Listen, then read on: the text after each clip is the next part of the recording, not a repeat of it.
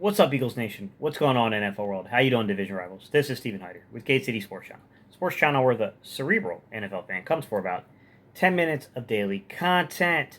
All right, y'all, I wish I could bring you guys better news today on today's topic, but information has been released about the Eagles' top 10 pick, our first round pick here, Devonta Smith, having an MCL sprain. I wish it was better news, guys. But look, at least it's not really bad, right? We're only talking about a few weeks, and he'll be back. So that part of it at least is positive to hear that it didn't come back, as a full tear here. So just to start off with an MCL, guys, just like the ACL, it is a ligament that's in the knee. Basically, it stands for medial collateral ligament. It's what connects the femur to the tibia. It's a ligament that runs between those two over like the kneecap area, kind of connecting them. Not a big mystery here of playing football how this type of injury occurs. It's when you have some kind of a direct pressure basically on the outside pressing inward that causes this type of injury, guys. Any of you guys have played football long enough, man. You guys are familiar with this, man. We've seen a lot of people deal with these ACLs and MCLs before. Even in the military, guys, being in the military, my guys that are out there that are vets and stuff that if you've ever worked like safety and security stuff, man, you guys know, man, sprains happen all the time, man. Work a big event, you're going to deal with a sprain of some sort. Ankle, a knee, somebody spraining something. Happens all the time.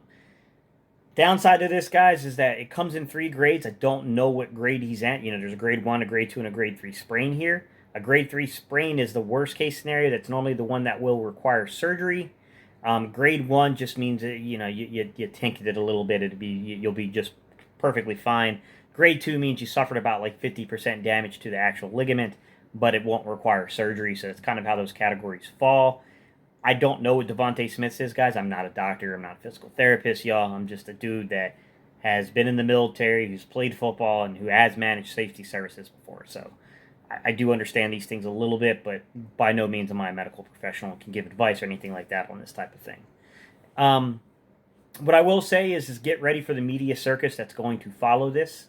We will deal with some media bullcrap for this because the images won't be good because of how the treatment kind of goes for these things, right?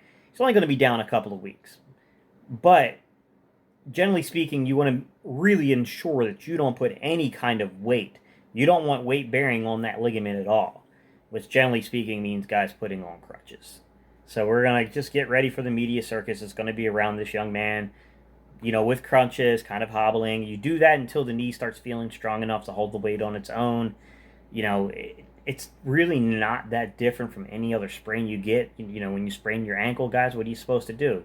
Y'all remember the old saying, rice, rest, ice, compress, elevate? It's kind of similar.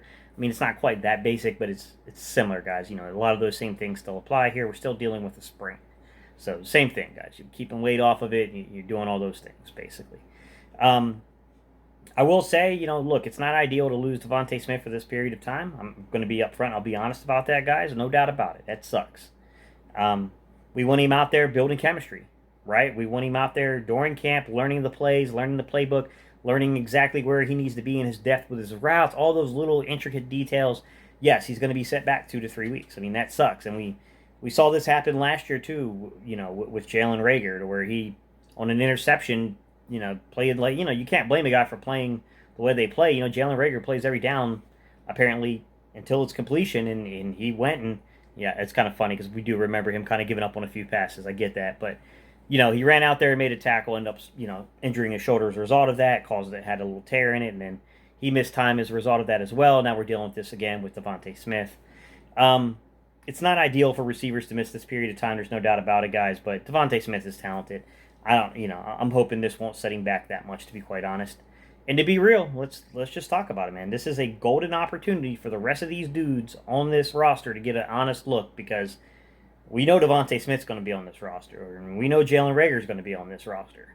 Past that, these other receivers got to produce because ain't nobody guaranteed anything past those 2 players. Everybody else is pretty much on the chopping block, although obviously some guys have a much more favorable outlook at this point than others. It's a big time to step up, man, to show that maybe you should stick around this roster, to show that you can take special team snaps and reps. You can provide utility if you have to be a back end of the roster guy. Because all that stuff is very important when you talk about constructing and predicting a roster, right? Talk about the 53 guys. You got to know the fits throughout the entire roster. You can't just be the fifth best receiver. You also got to be able to play special teams and stuff like that. So this is an opportunity for a lot of these dudes to get reps in there that are meaningful and maybe earn a position on this football team, right? Maybe show up and become a camp hero that makes the coaches think twice, right? Have a good preseason game, so. All right, guys, that's what I got for y'all today. I appreciate y'all's time and attention. Like I said, guys, I wish it was better news, a better thing to cover, but it is what it is, guys. This is the coverage for today, All right, y'all, I appreciate y'all, and I'll catch you guys on the next video. I'll try to get some stuff about the padded practice. We're going to talk about week 1 winners and losers, so that video will be coming up, guys. All right, y'all, I appreciate y'all, man. I'll see y'all in the next video.